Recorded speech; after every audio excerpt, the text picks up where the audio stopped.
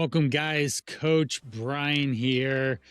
Welcome back to Driven for Health podcast, episode 42 Best Diets for Men in 2026. Today, I'm going to be talking about one of the most common things men and a lot of people are thinking about to start off their new year. And a lot of people are focused on weight loss, getting in shape, fixing chronic illness, things like high cholesterol, even diabetes, or worse. I have worked with people dealing with cancer even. I'm going to score each of these diets on fat loss, muscle gain, longevity, sustainability. So what's the criteria? What's the thought process on how we're going to score this? Well, it's based on a lot of different ways that we can look at all these different diets.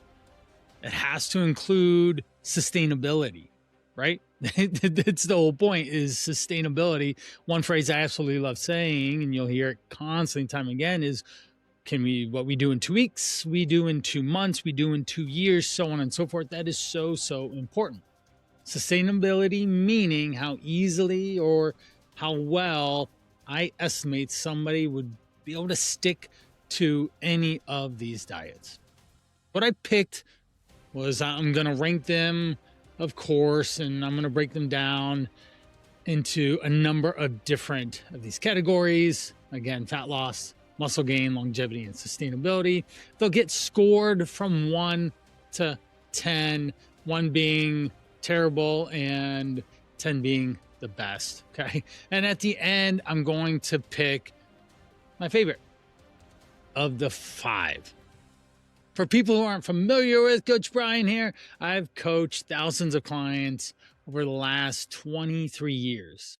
Okay, it's been over 2 decades. Literally, from personal training for many years. I've owned 2 gyms, CrossFit gyms for about 5, and I've been doing online health, nutrition, fitness, lifestyle coaching for the last 11. It's almost a dozen. I've been working solely online, and I have so much experience with so many different diets, so many different types of people, ethnic backgrounds, their cultures, their preferences, their personalities. All these things matter. And I do want to preface this by saying the best diet typically is individualized. I'm just going to throw that out there right now. There's such a wide variance in how people react to different types of foods, how their body responds, how there are different ways to eat, even food availability. Yes, there are food deserts where there's just not a lot of access to certain foods, and that does challenge this situation or a quote diet. And I just want to frame what a diet is. Diet is the food that you eat. It's not a protocol or something. That's just a phrase that have been around for a long time, diets. But I, as a health coach, nutritionist, and a lifestyle advocate, diet to me is the food that you eat. And nutrition is the protocol at which you use the strategies to implement and get the results that you're after. It's all combined around those, but again, very individualized.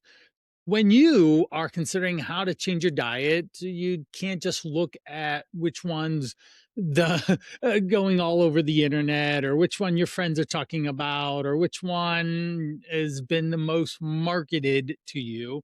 You have to understand what's the best for your specific goals. And are you going to stick with it? Time and again, that's the most important.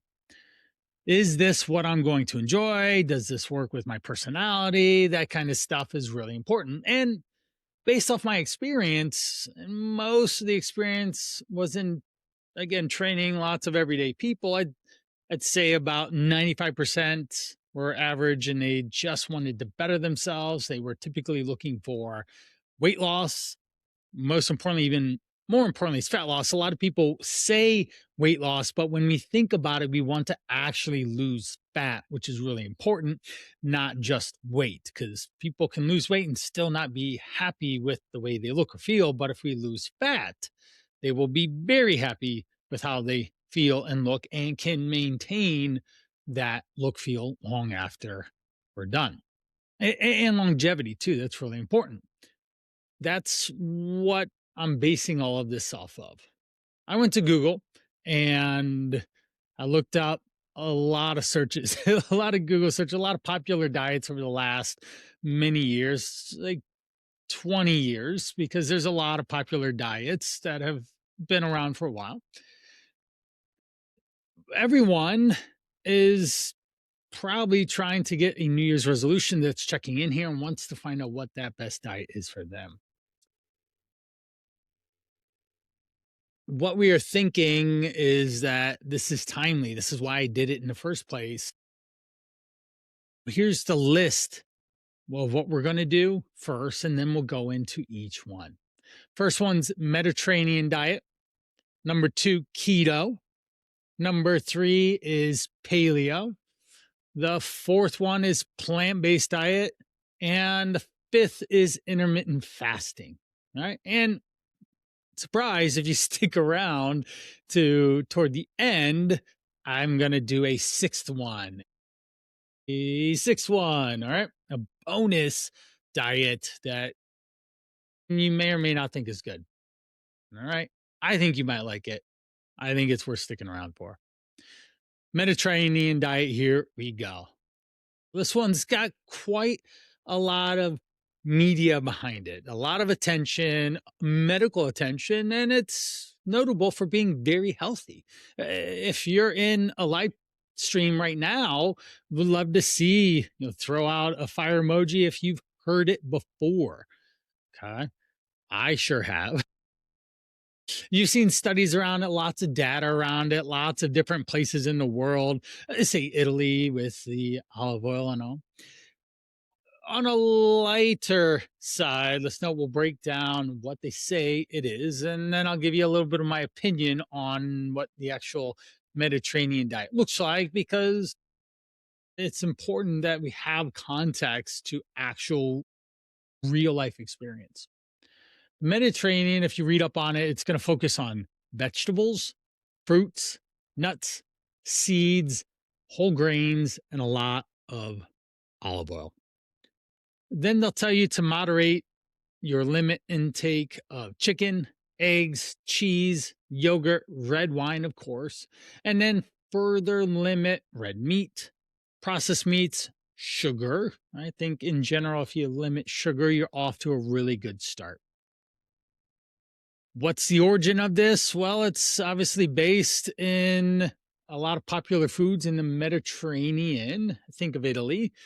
And therefore, we're going to make a diet around it. Like, how do we get the name Mediterranean? And blue zone, think of that. We found this, or we have the blue zone diets where a lot of people live long lifestyles. And this is where some of this comes. They can live to 100 years old or so.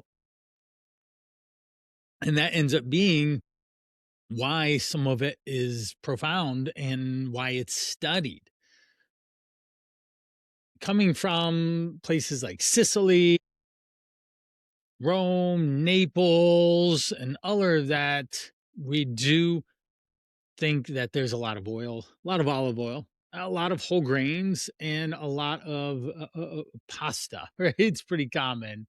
And yeah, there's certain white rices in certain areas as well. When we think about Mediterranean, what we believe is that there's a huge emphasis on olive oil. But that's the thing, is that under the impression that it is more fish based, and fish is a really good idea to have, especially salmon in a sense, or even whitefish, which is high in protein, low in fat.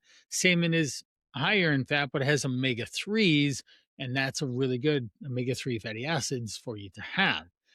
We have a little bit of poultry in there. We have a little bit of red meat. And it doesn't say you can't have any red meat. It just says minimal amounts of that mineral poultry, but mostly fish. Now, under this impression, the fish is the primary protein source, but also they don't really specify exactly how much of fish or even protein comes in this diet, because it's again listed as mostly vegetables, fruits, nuts, seeds. whole grains, olive oil, and these are all going to be healthy.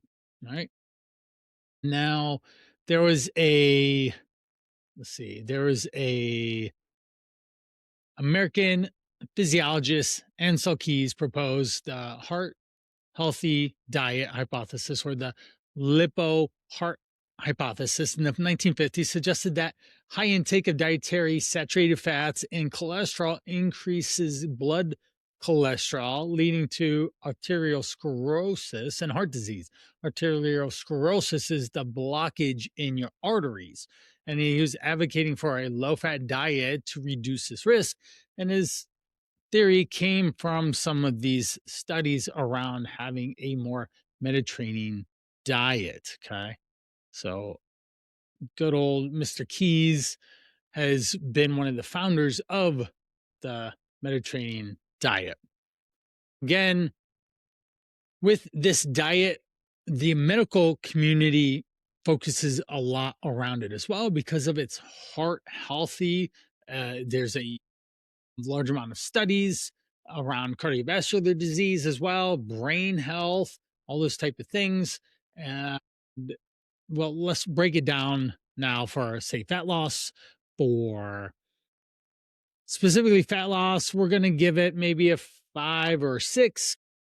And some of the reasons around that is that there gives you food to eat, healthy food to eat, but there's no quantities. Quantities are always going to be one of the main things that I personally go off of. If you go back to episode 5, I talk about calories and what your calorie needs are for guys to lose fat effectively.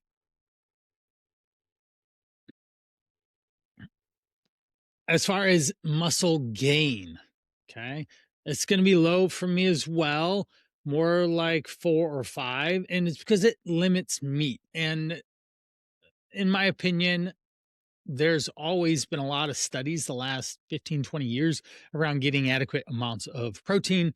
For guys, it's going to be, I was like having, if you're completely vegetarian, 120 grams of protein, 140 to 150 is a minimum for most guys, going all the way up to most guys around 175 ish to maybe 200.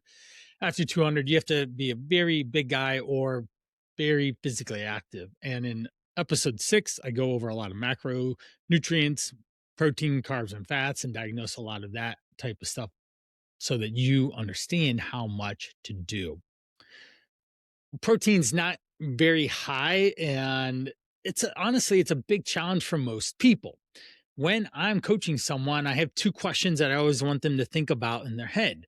Where's the protein? Where's the fiber? When we think of these 2 questions first, when we go through picking our food choices, then we have a little bit more clarity and understanding of what we should be putting on our plate to help us prioritize the outcome that we want, which most people want to be lean, strong, and functional for their whole lives. If I put a client in a diet that tells you that you should probably limit a protein and that's already a challenge for you, that's going to already make it even more challenging for you. So, a diet that limits protein, dense foods gets a lower number. All right. For context, compared to these other ones, I can think that this one's lower for muscle building. Okay. And again, it's under 5 because when you read up on the Mediterranean diet, it's supposed to be that the even red meat sources and chicken and eggs are in moderation. So it's not going to be too much. Longevity. What do we think about longevity? It's higher. A it's going to be more like a 7, 8 or to 9 in this aspect because of the heart healthy fats, the nuts, the seeds, the oil, red wine can be part of that, the resveratrol and all that. But again, you got to drink a lot of wine to get that type of benefit from that. We just have to be careful with the calories from that as well.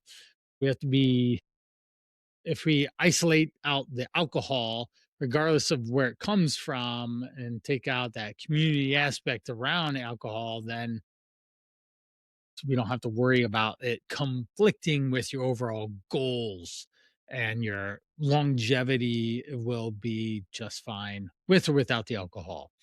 All right. So sustainability, I think it's sustainable, and we're not eliminating a lot of food groups. It's very easy to get access to these types of food everywhere you go. You can enjoy these foods out in public, in group settings, by yourself, and they are, again, focused on being heart healthy. So I am pretty good with that. All right. We scroll down and just want to bring a quick note. The episode is brought to you by the Call to Rise. If you're a man of your 40s and you're looking to lose 20 to 30 pounds, and you don't really know what to do, and no matter what diet you try, you never maintain, then a structured program for 100 days to lose 20 plus pounds, money back guaranteed, might be for you. We're doing the 5 pillars. One is what I call the call. It's your identity as a man, as a leader, someone that sees himself as a healthy individual. We have the Forge, which is the exercise piece, the component, structured exercise and movement into every day to burn calories and build a better body. We have number 3 pillar, the fuel, which is around nutrition, proper science-backed nutrition, not diets, that we use to build muscle, burn fat, and do it in a way that's sustainable. The 4th one is called the code, the 4th pillar being your mindset, the way you think. We're going to change the way you think. And I hope a lot of what I give you in these podcasts does exactly that. And the last one, most important one, which is community, and a huge thing that I'm focusing on in 2020, amount of community and coming together with other guys that are going to be in the trenches with you, doing the work, putting it together and doing. So that's the calltorise.com. Check it out if that interests you. All right, back to the ketogenic diet. Let me grab a sip here. So thankful for my kids. My wife for giving me a wonderful Christmas gift. If you see it in the video or on the live stream, a mug with my logo on it for the podcast. So cool. All right, keto. This one's been going on for a while. I honestly haven't heard it as much as I have in the past. Everyone was trying the keto diet, and I don't hear it so much. All right, so it is still popular, but it isn't as mainstream as it used to become. We had the origins coming out around the 90s with Atkins when he came out with his book, and of course everyone was into knows Atkins diet, right? Even they have Atkins bars, and so very popular, and people had success with it. But again, I don't know of anyone that I ever worked with that eats Atkins in a sense. So we go back to ketogenic diet, and it's been building this is coming from the opposite of the 1980s, which was a very low fat diet, and especially in the 80s, super low. And having too little fat actually does cause hormonal problems in men, could affect your testosterone and a large number of other hormones and underlying health, for you to just literally not feel great. And so the book comes out and says everyone should eat as much fat as they want and just don't eat carbs, right? Ketogenic diet, Atkins, against carbs. And so it was opposite of what people had done in the 80s. And so people got results because at the end of the day, they had cut out calories. That's the most important here is to understand is it's a lower calorie diet, which is how people lose weight. Go back to episode 5 and we talk about the structure of the nutrition pyramid. So correct me if I'm wrong, but isn't keto almost exactly the same as Atkins, except Atkins would advocate higher protein and keto is more moderate? And yeah, well, they're both high in fat, and Atkins was also high in protein. So it could be blurred about which one of these is actually a ketogenic versus not. And now we do want to know that the original ketogenic diet is for epilepsy. Okay.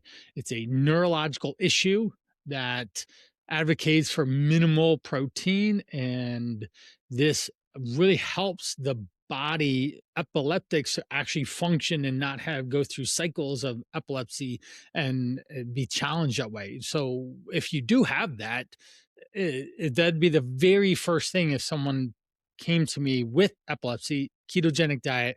Most definitely we're going to go high fat, not a lot of protein and not a lot of carbs, because their body literally just functions and operates significantly better that way. They run off fat rather than most of us who run off carbs. Our bodies, the Krebs cycle is a carbohydrate processing cycle in your body. All right. Now, how people do keto today? Well, they do moderate protein, high fat, and extremely low carbs. It depends on your definition. Are you actually peeing on pea strips for ketosis? Or are you doing dirty keto, which you're just trying to say do 50 carbs or less in that diet? So you're basically just eating vegetables. I mean, you literally can't even have an apple at 25 carbs because that could kick you out of ketosis.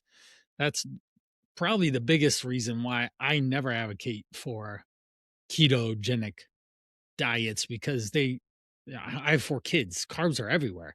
I need to learn a better relationship with carbohydrates, not avoid them. And same thing with my clients. Any single person I've ever talked to loves carbs and they need to do it. I need to have that relationship with carbohydrates so it works out better for them in the long run. We're thinking about the types of food: fatty cuts of meat, fish, whole eggs, whole fat dairy, whole fat cheeses, avocados, macadamia nuts, other nuts, oils, butter. Very, very high in fat, some protein, but not a lot because of the amount of fat that's going into it, and extremely low carbs. Again, under 50 carbs to even some under 20. And I honestly don't know how you could even do that, because even say nuts have carbs in them and they would add up over time. All right. Now, as far as fat loss, it does drop. People do drop fat on ketogenic diets. Okay. It can be effective in this outright. I just haven't experienced it personally, or I haven't had any clients have long term success with it. Oftentimes, I get people who have done keto, had success, gained the weight back, and want to do it a different way, or other clients who have had some success with keto, but don't know how to cycle off of it. We also have to be conscious and careful about all these ketogenic food products that are in the market as well, all these net carbs and things, this process amounts of food that is labeled keto friendly or has crazy amounts of fiber to do the net carb effect. The net carbs are just total carbs minus fiber equals net carbs. So if something has 20 carbs in it but has 15 grams of fiber, they're going to say it has a net carb of 5, and it's only going to tell you to count 5 carbs. Well, if you go to any professional, any nutritionist, dietitian, they're always going to focus on total carbs and total fiber. Trust me, I've looked up an extensive amount of blogs and forums about this. That's what professionals do: total carbs, total fiber, and then overall calories. Now, it can be pretty satiating having some of these higher fat foods, and they do satiate you. Fat does satiate you. And one of the things that I'm interested in is making sure that I get people to fill up on high fiber, that they are working on getting in a lot of vegetables, fruits to fill them up that way. And it's a lot of variety of vitamins and minerals. Now, it can be hard to eat too many calories when you are satiated. But as far as fat loss goes, it has been proven effective to lose fat. People have lost a lot of fat on keto.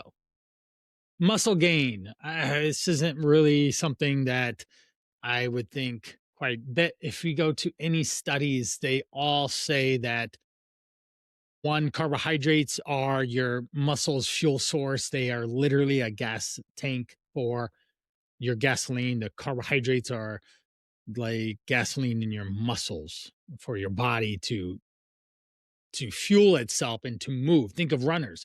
Runners run on carbohydrates. When they deplete by carbohydrates, they bunk. Okay. Now, there's certainly some people might bring up studies that you can gain just as much muscle on keto, but in my experience, like, good luck. I think it's hard. You don't, your pumps aren't great. There's not a lot of blood flow into the muscles because of the carbohydrates. The training feels flat.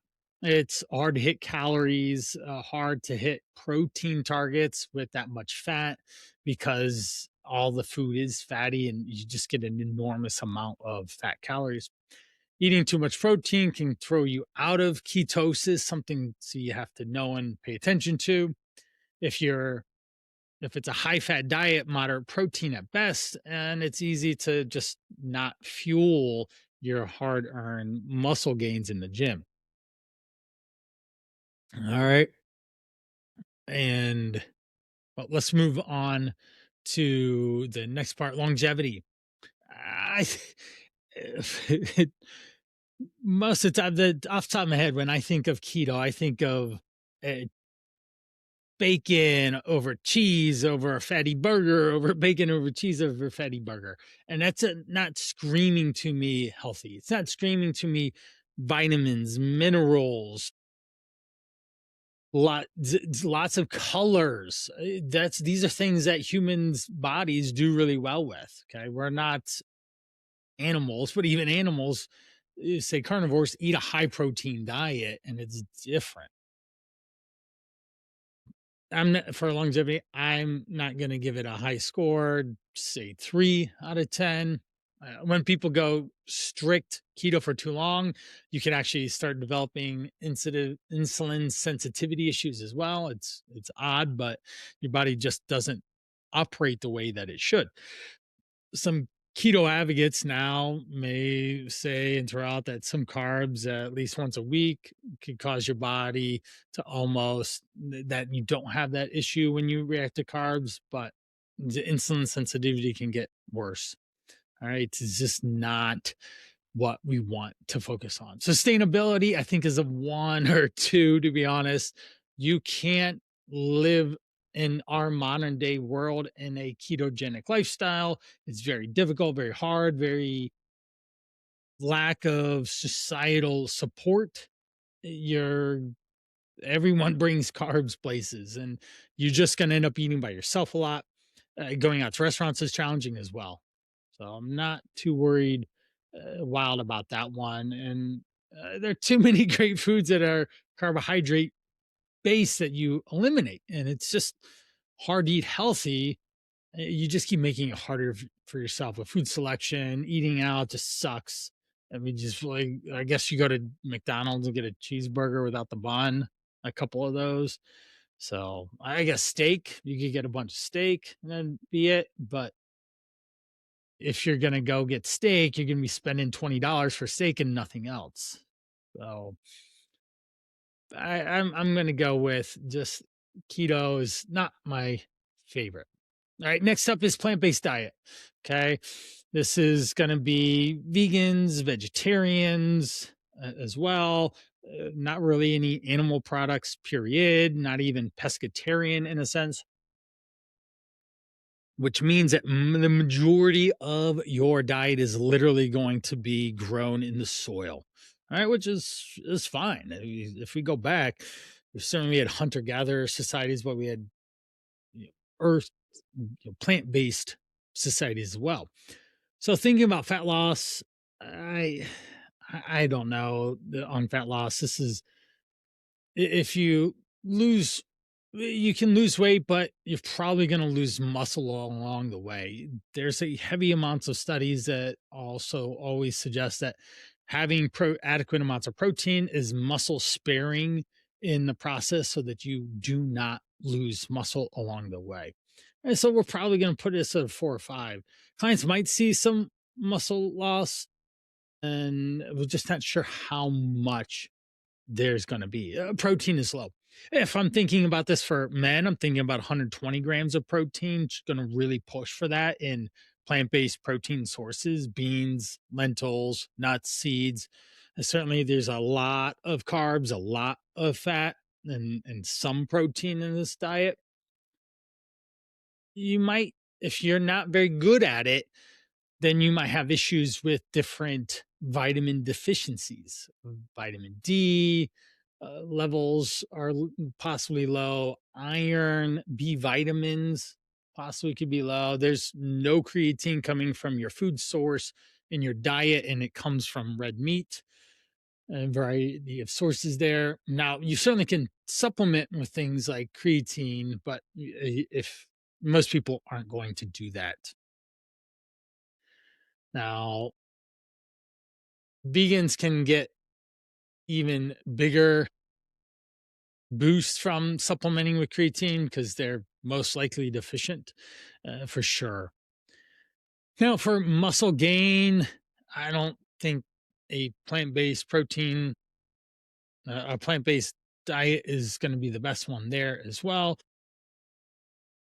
You really, really have to know what you're doing to get adequate amounts of protein in. Literally, it's a very challenging. And if you do like this, it's fine. We can follow some plant-based protein advocates online, but we also want to make sure that they're not doing anything else. There's a crazy amount of people taking peptides and different substances that help them appear to be more muscular than they might be in a natural state.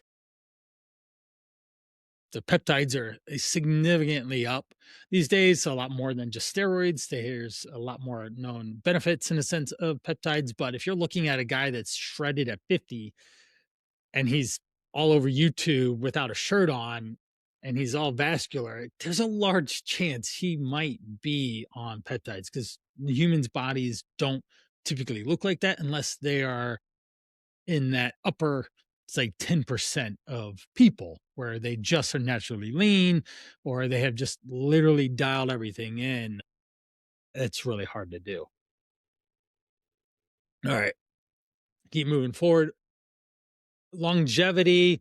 Heck yeah, I think this is going to be a really big approach on plant based as long as it's whole food. If you're trying to get by on a vegetarian diet, and I've seen a lot of people, they come to me, hey, I'm vegetarian. And then I start asking them questions, and all of a sudden you realize they're just carnivores. They like pastas, wheats, and breads, and other processed box food, cereal, and stuff. A lot of wheat based products usually go in to eating that way.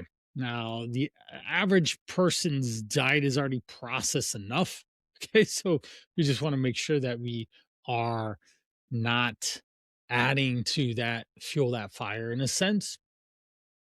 So if you are plant based, we need to make sure that you are eating whole foods, not processed food, because those will be nutrient deficient, even if you are having them with fortified.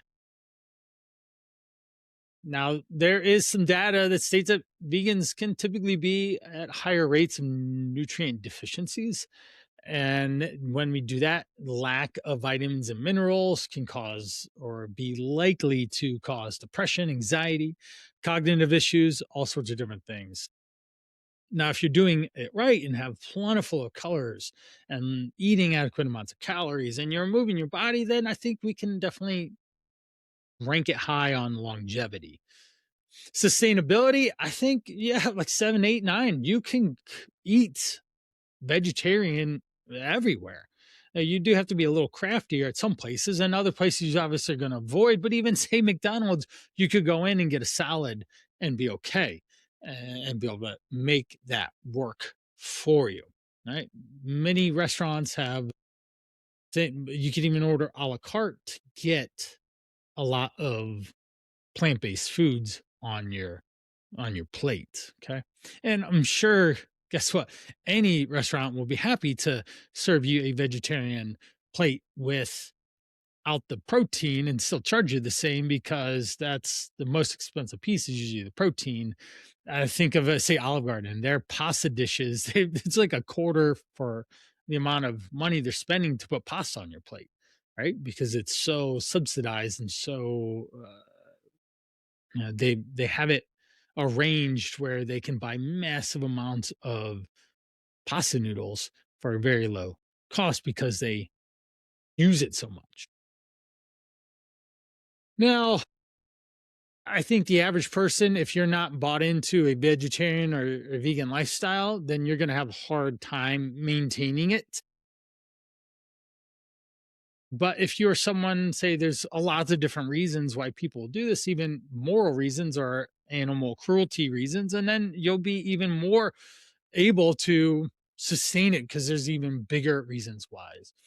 One of the things that I love about a plant based diet is the vegetables, the fiber, the multiple amounts of colors that you're going to get. And this is really good. All right.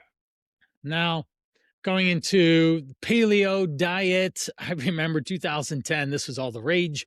My gym, the CrossFit gym that I owned, that was the very first diet that we did as a whole. To be honest, I couldn't figure out how to do it. Why? Because I had two kids that were 2 and 1 at the time, not even when we were doing it. Everett was just born and Levi was 15 months. It was a crazy time, and we did for 2 or 3 years before I ended up leaving that gym. I couldn't figure it out. I could not figure out how to omit grains, dairy, anything processed because it was just part of, even I was eating healthy, but this was a part of a healthy diet, a healthy approach that I was taking without the further restrictions. No grains, no dairy, no soy. Really challenging to keep that up. So you ate meat, eggs, fish, fruit, nuts, seeds, vegetables, potatoes, like sweet potatoes were very popular there. And then anything that runs, swims, or walks, fruits, nuts, all those things. It is a very healthy diet for sure. But I just couldn't figure it out. Now, for fat loss, it it can definitely lose fat eating a clean diet. It comes back to calories. If you're eating a lot of clean foods that were on a paleo diet, you will lose weight and do it efficiently. You will build muscle because you still have adequate amounts of protein coming into you. You will live longer because you're eating whole foods and things that are a lot of micronutrient density. So these are all going to score high. It's just that uh, if we look at the longevity or the sustainability piece of this, it is challenging. Now, being a CrossFit athlete at the time, they found that they ultimately they a lot of people went to a paleo diet, but then they started pulling back because they realized that their endurance wasn't as great, that they needed carb sources, potatoes, rice, beans, pastas. All these things were part of a athlete's diet, one that you can use the energy from to fuel your body. Excellent. Now, also, I've, to be honest, thinking about this, I've never met anyone that has issues with white rice. White rice, billions of people are eating white rice today in the world, and they don't have weight issues. As long as we're controlling it, we're not dumping a bunch of oil or butter in it, and we have a reasonable portion, say a cup at a time, then you'll be more than fine with that. All right. And the other thing is sustainability wise is carbs are cheap. Beans, rice, potatoes, pastas. You can get a lot of those, oatmeal, quinoa, all these things you can get for cheap and be a 40% of your diet. If I'm going to go macros again, episode 6, but I'm a 40-30-30 guy, 40% carbs, 30 fat, 30 protein, or 40%, or say 35% carbs and protein and 30% fat. Those are excellent, excellent macronutrient ranges to start off of at whatever calorie amount you are. And then we build out to a person's personality, to their overall lifestyle, their behaviors, their environments that they are in. All these things matter when it comes to making that sustainability there. All right. Now, Let's see. So we have intermittent fasting, the fifth one. It has a hard rule. There's an eating window. Let's get rid of the word intermittent fasting. Let's just swap it out with food window. I love doing that swap for people. They think differently. It changes the perception or the lens at which they see and think about this.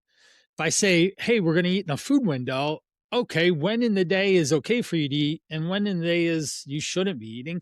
And people then naturally define a food timing in their day, which then allows them to be able to stick to it. All right. If you don't eat after 9, it's not a problem anymore because that's just not when you eat. All right. So going back to intermittent fasting, usually it's a 16 hours of no food and 8 hours of eating food. Most people claim this 12 to 8 p.m.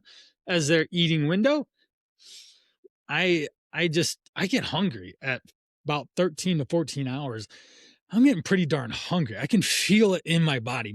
And I'm an active person too. My body is dying for that. And so that for me is tough. Now, if the smaller the window, some people advocate for even 20 hours and 4 hours of eating, 20 hours fasted. There's only so many calories you can eat in that time, but again, you can still eat a lot of that, of your calories in a day, a huge bolus of food. And then also it might cause you digestion challenges or just a slowdown in digestion because there's so much food coming in at one time, which then makes you tired because when you have a large amount of food in your stomach, blood pulls into your gut and then causes you to get sleepy because there's no blood everywhere else. All right. Now, people do lose weight on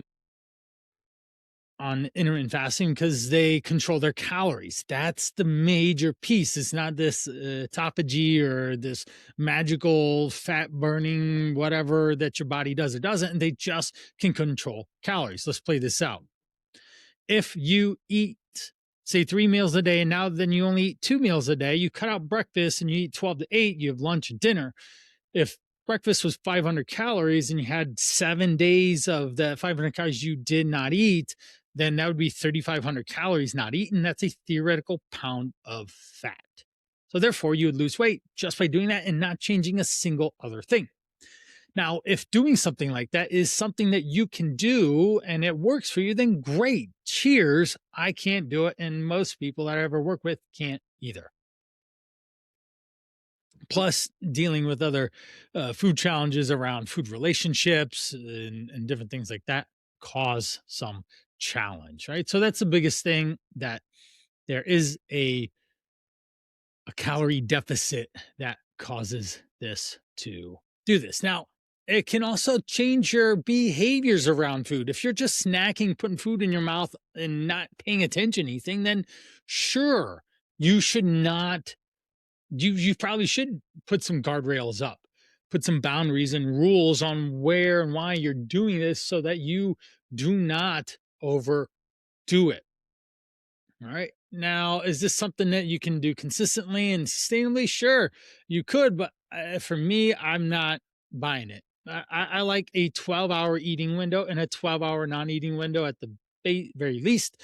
And then we could even go to, say, 14 and 10, where we have a 10-hour window or an 11-hour window. That makes sense for a lot of people. They can eat 8 a.m. to 8 p.m. or 9 a.m. to 9 p.m. Or for me, I eat 10 or 11 o'clock a.m. to 10 or 11 o'clock p.m. at a 12-hour window. That works for me. Occasionally I'll go farther, but then if I go too far, I get too hungry and I then therefore overeat calories and do bad food behaviors. Okay. As far as fat loss, yes, that works. As far as muscle gain, I'm not necessarily buying it either. If you're not going to gain muscle on a 4-hour food window, this is not going to happen. Things back in the day, there's this one meal a day called the warrior diet. I remember that. And if you don't have proper rules, people would just eat horrible food choices, large pizzas, bowl of cereal, and they just would just not eat really well, and their blood markers may not do very well for them. Now, longevity, yes, eating less or eating lower is something that allows humans to live longer. And even I remember a lot of mice studies that if you feed mice less calories and have just a lower amount of calories, that they actually do live longer. Now, sustainability, I don't know. It is just one rule. You have a time where you eat and a time that you don't. So, sure, that could work out. But I like a lot more flexibility in terms of what you eat. All right. So there's the four that we do. The five we had, what we have, we did the Mediterranean, we had plant-based, we had paleo, we had ketogenic and intermittent fasting, and then there is one more that I would like to go over. And let me find this. This one was the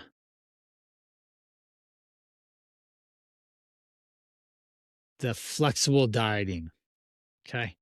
I came across this as if it fits your macros was the original iteration, IIFYM. So what's that? And oh, people get to eat whatever they want as long as it fits your macros, then you are able to be successful. It focused on calories mattering the most. It counted on focused on using, say, MyFitnessPal, or I'm a big fan of Chronometer these days, and it allowed you to tally your macros and eat whatever you want as long as you ate your macros and your calories, then you would lose weight, and people did, and it was glorious. But the problem is that people, humans, they always do this, but they made it worse. It was a let's eat Pop Tarts all the time, or all this just protein supplement foods and all that, and just doesn't quite work so well. And what evolved from this, though, even more importantly, and where I totally got hook, line, and sinker, and this is my favorite approach, which would, I guess this would be the seventh diet here. IIFYM is fun, but I don't think it's ideal because it does focus on potential for people given permission to eat junk food. And the main one is flexible dieting. Calories matter the most, and if you are in a calorie deficit, you will lose weight, and you can control the amount of protein and calories and carbs and fats in there. Now, I just want to say this, that there are lots of controlled studies out there showing that when calories are matched up for fat loss, meaning you eat the same amount of calories whether you're in any one of these diets, or if you eat in a restricted time frame or across the time, so in a 6, 8, 10 hour window or a 2 hour window, then you can lose weight.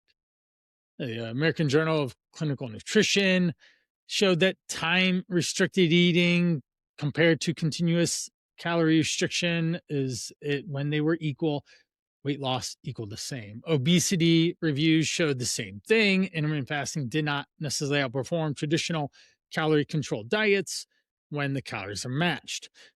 Meal timing affects your preference and your ability's adherence to eating in a deficit. And that's something that I focus on tons with my clients is when in the day does it actually make sense to put food in your mouth? And when we establish those as really good rules, then ta-da, you can maintain it. You can be successful with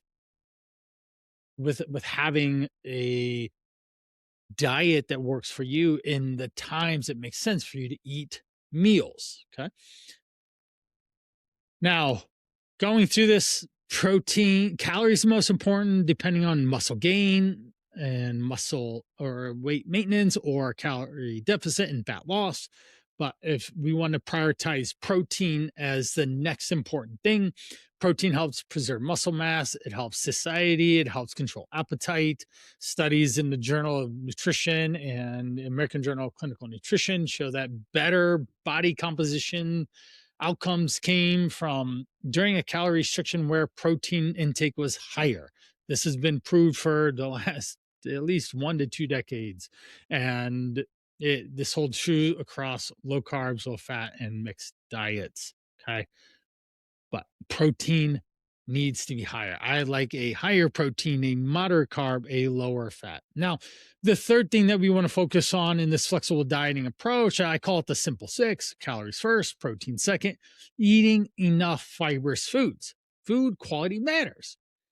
It also helps you with fullness. It helps you with digestion. Having adequate amounts of fiber, which would be having roughly uh, 12 grams per 1,000 calories, 12 to 14 grams per 1,000 calories. So if you have a 2,000 calorie diet, we need at least 25. I'm always going to encourage guys to eat 30 in a day. I think that creates a higher fiber diet and makes you eat higher volumes of the healthier stuff to keep you full and keep you eating high volumes of food at lower calories. Then there's fat intake. Fat intake, we need to make sure that we're paying attention to fat because it's calorie dense. 9 calories per gram of fat, 4 calories per gram of protein and carbs. We do have to pay attention to those. People overeat fatty foods all the time.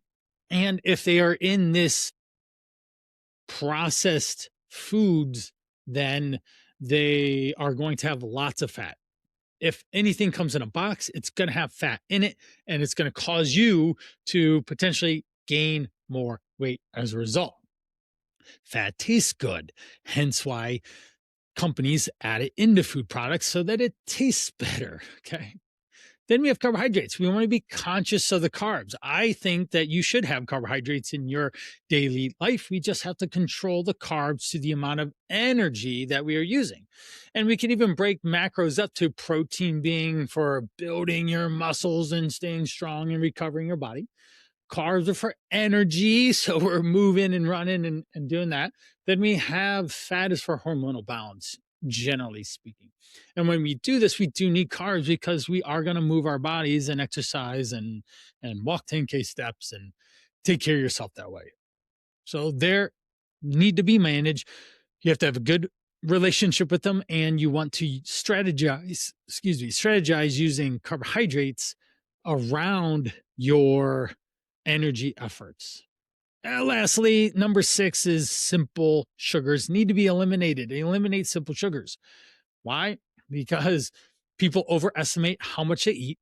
They totally they're addicted to them by purpose because food companies put them into the foods. They make colorful wrappers. They make the smell, the taste, the environment, the marketing, there's an addiction to sugar. So when we zoom out, there are studies that show people across all sorts of dietary patterns, regardless of whatever, the vegan through carnivore, they will gain fat. They will gain bad blood panels through eating high sugared processed foods.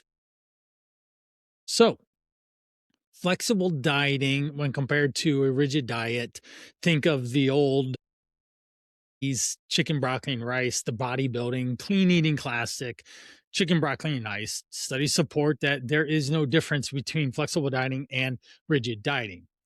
I always think this too. I almost guarantee that if the athletes, the bodybuilders of yesteryear walked around with MyFitnessPal in their hands, Chronometer, my fave, walking around in their hands, do you think that they'd eat just chicken, broccoli, and rice on repeat? No, they wouldn't. They would have done it differently because they didn't understand the calories, the macros game as much as we do now, because science and strategy and those early pioneers laying down what built up muscle. But they did it because it was easy to control. You would have things like, oh, I'm going to eat a quarter cup less of rice at every meal because it was the same portion of rice every single meal. And if we cut it down, then we reduce our calories coming from carbohydrates, which can then allow you to lose weight. All right. Huge fan of flexible dieting. And I think that's the one that you should stick with. And we don't need to stick with labeling yourself as a keto diet or Atkins or any of that stuff.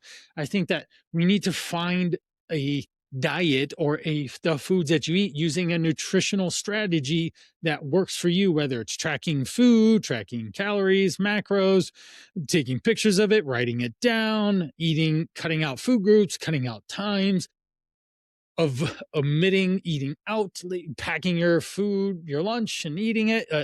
When you go to restaurants, ordering a protein and double vegetable, managing all these things are the ultimate way that you are going to be successful long term.